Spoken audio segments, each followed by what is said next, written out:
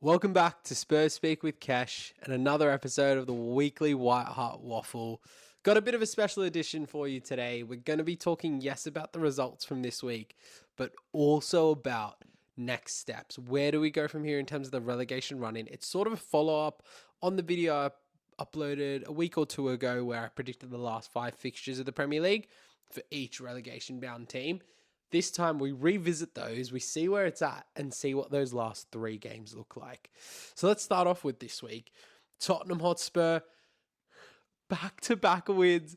I can't smile without you has never reigned truer than when Richarlison's goal went in to make that game 2-0. What a performance. Roberto De Zerbi, I cannot thank you enough for the change you've brought. That's the football we want to see. If we were losing with this football, obviously given the circumstances of being in relegation, I wouldn't have taken losses. But if this was the start of the season and we were losing games, but we were losing like that, that's what we want to see because that's long-term success if he doesn't fall out with our board. And Roberto De Zerbi, thank you for bringing that football back to Tottenham Hotspur because what a performance. The pressing, the utilization, the profiling of players. It was things we haven't seen in Tottenham since at least last season. Realistically, probably the season before the last time we really saw it be maximized like that. And it was beautiful. A 2-1 win, a back-to-back win, the first back-to-back wins for the club since August in the Premier League. August, we are in May. Literally went from the first month of the season to the last month of the season for us to have back-to-back wins in the Premier League. And it felt immaculate. Analyzing that Villa performance, I think that was the best football I've seen us play all season by far. It was the best performance I've seen from Conor Gallagher since his second season at Chelsea. And he said it himself in the press conference after, or in his interviews after. It was the best performance I've seen from Mickey van der Ven all season. You can tell he cares. We've seen rumours since then about him being open to extending his contract. And you can kind of understand why that is because, hey, if De Zerbi's coaching this football into this team, which has been struggling all season, who's to say he can't keep doing that? Who's to say he can't build on this? And we could do some magical things if we stay in the Premier League next season. I'll tell you that. And I'm going to be the first one to start saying it as soon as it happens because I think we could say it quietly, but we could be title challengers next season if we do the transfer window right. I'm saying it quietly so no one else hears me. Keep this within the Tottenham community, please. I don't know. I know I'm being absolutely crazy. Let's say realistically we're making Champions League next season. We're probably not title challengers, but we're making Champions League next season if we keep De Zerbi and if we stay up. Because that football is all I needed to see. The pressing, the intensity, the belief in the players. From Anthony Kinski all the way up to your Richarlison, every single player had a belief, a care, a desire, which we didn't see under Thomas Frank. We didn't see under Igor Tudor. And that in itself, thank you, Roberto De Zerbi, for that because we needed that. And I'm so happy to see you here. I will get into what I predicted, and it definitely wasn't that. West Ham lose 3-0 to Brentford, a big result for Brentford. And of course, to be honest, I think it was a bit of a harsh result. We look at how West Ham played for most of that game. They were very much in it. They hit the woodwork, I think, 4 times throughout the game. They played actually very well, considering they lost 3-0. Probably wasn't a 3-0 loss on stats, but on paper, they ended up losing 3-0. So we can't really complain as a Tottenham fan. And Nottingham Forest, they beat Chelsea and pretty much guaranteed that they are not in this relegation battle anymore. So let's look at where we are based on what I predicted, what's actually happened, and where each team goes from here. So I predicted, firstly, that Tottenham would get their first win of 2026 against Wolves away. That was done. 1-0. It wasn't the most convincing of wins, but it was a good performance. It was strong. It added on to the point that we got at Brighton. It was a good performance where we deserved the win. Maybe not any more than by 1 goal. I also predicted, though, that we would lose to Villa. I did not in a million years expect us to go to Villa Park and leave with 3 points. So the fact we did changes my predictions massively. It was a huge result, and we have to be so happy we got that. Puts us on 37 points now with 3 games to go in the season. When it comes to West Ham, though, I predicted that they would draw at Everton and put themselves on 34 points. Unfortunately, they ended up winning with a 90-plus minute winner from Callum Wilson, which ultimately put them on 36 points. Last video, I did make a slight error. I had West Ham at 32 points when in reality they were at 33, which means the outcome of that video is actually Tottenham and Nottingham Forest finishing on equal points, with one of us relegated based on goal difference. Now, since that video, Nottingham Forest, though, they've continued some amazing form. I did not expect them to get a point at Sunderland. I didn't expect them to get a point at Chelsea. They've gone and got 6 points out of the two. They've won both games in convincing fashion.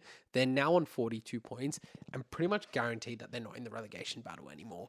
So to be honest, I don't see much value in talking about the rest of their fixtures. They've got Newcastle at home next, who are an easy fixture at the moment. Then they've got United and Bournemouth. I still don't think they get the points at United or Bournemouth, but that means they finish on 45 points. It pretty much means that they're safe. I don't think there's really much question with them. On the flip side, though, Tottenham this week welcome Leeds. That is a must win game. In the same way I said for Wolves, if we're to save our season and save ourselves from relegation, we need to beat Leeds at home. Partially because we know that West Ham welcome them later in the season, in the last game of their season. So Leeds, it's just a must win. I think that's point blank. I'm confident. I think we've been playing some really good football. De Zerbi has a different beast coming out of these players at the moment. It is at home, but against Brighton, we saw us actually play really well at home for the first time since probably about October. So I think we still get the 3 points there. I think we end up being on 40 points at the end of this match week, which in a normal Premier League season saves us. But in this one, I don't think it does, because it's just that type of season. West Ham, on the other hand, have Arsenal at home. Now, I don't know how I feel about this fixture still. I kind of want a draw in this now, because Arsenal are going to win the league if it's not a draw. If this is a win, Arsenal pretty much guaranteed themselves the league, in my opinion. I'm still predicting that Arsenal win. I don't even know if I want that anymore. If you'd asked me before City had dropped the 3 points against Everton, I would have said, you know what, we can deal with an Arsenal win here, because if City win all the games, they still win the league. That's not the case anymore. At the end of the day, our safety is more important to me than Arsenal win the league or not. So if Arsenal win, I don't think I'll be disappointed. I'll be really disappointed if West Ham win, because that would throw a massive spanner in the works. But based on my prediction of West Ham losing to Arsenal, they're going to stay on 36 points, which puts us 4 points clear of them, which is a massive mental thing. Cannot afford to get complacent, but we also need to use that as a bit of confidence.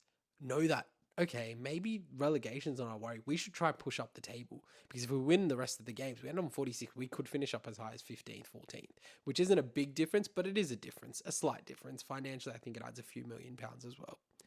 Now, going into the week after, we have Chelsea away. Chelsea at Stamford Bridge, a fixture which Nottingham Forest just dominated them in. I don't think there was a question in terms of how Forest played. They were so good. But at the same time, you have to worry for Chelsea's form that I think we might... I'm saying we leave with a point here. I still don't think I can confidently say we leave with 3. It's just... I really want to say we leave with 3, especially if we're 3 wins on the bounce. We could actually win all 5 games that were left in our season, but I still don't think we do. It's Stamford Bridge. It's got juju. They want to send us down as it is as a club, even though they're a mess in itself. So I'm saying we still leave with 1 point. West Ham, on the other hand, go away to Newcastle. I think they still get the 3 points there. Long story short, it comes down to the last match day, where West Ham will be on 39 points and Tottenham will be on 41 points, meaning any which way could end in a different result. Tottenham could go down, West Ham could go down. And I am predicting that West Ham do beat Leeds at home and Tottenham still draw with Everton, which means we end on 42 points each. I know I messed up the calculation last time, and I've rejigged the predictions based on us beating Villa, which I didn't expect us to do. And it's still somehow ended up on 42 points each. I don't know how, but it'll come to goal difference. And I think we have a very strong advantage in that realm at the moment. So I'm saying we stay up on goal difference, and that would be amazing to see. So that's the predictions I have for the rest of the season. We're still in a relegation battle. I don't think we should get complacent. We definitely can't get complacent even if we beat Leeds and West Ham lose. West Ham's fixtures to finish off, Newcastle are in poor form, and Leeds, they're up and down, right? So we could really be tight here. I think it still comes down to the last match day. I hope it doesn't. I hope somehow we get wins at Leeds and Chelsea, which pretty much guarantees our survival, but we just don't know. Anyway, keep tracking with me. I'm going to keep uploading after every game, let you know my reactions. Maybe doing a watch along if you want to see that for the game against Leeds. Let me know in the comments below. I could do it for all 3 games left because trust me, if you saw my reactions after each goal,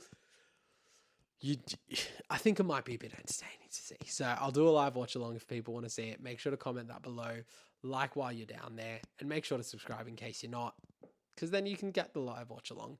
Make sure to also check out the rest of my series. I've got a FM save where we're saving Spurs in advance. I've got a Tottenham top 5, bottom 5 series where we look at the top 5, bottom 5 of different decisions, and just check out some of the other videos. But anyway, it's been a pleasure speaking to you. Thank you for joining, and I will see you next time.